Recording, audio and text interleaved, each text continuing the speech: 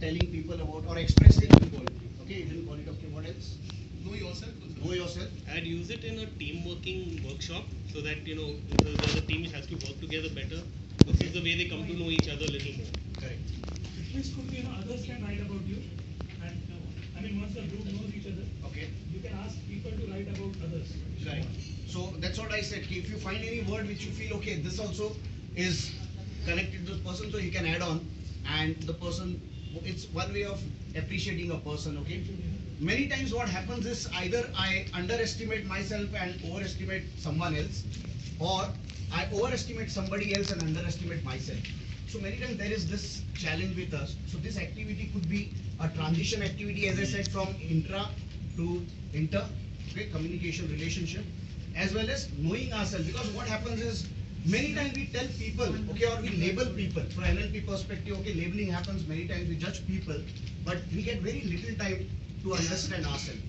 So we are universal shoulders, so giving advice to people, but sometimes we need to know where we are.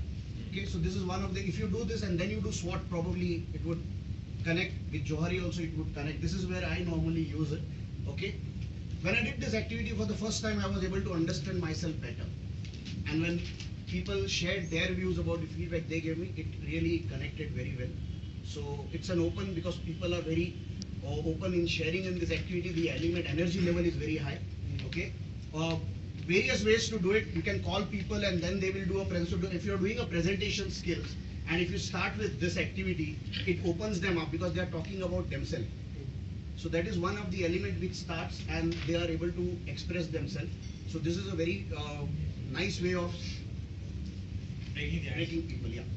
One more twist you can add is that the person has to explain why he calls him that. Correct. Correct. So that's what.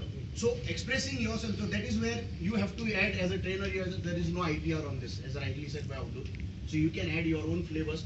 Once you have experienced it, you can take it as you want. Okay. Where all can we use this?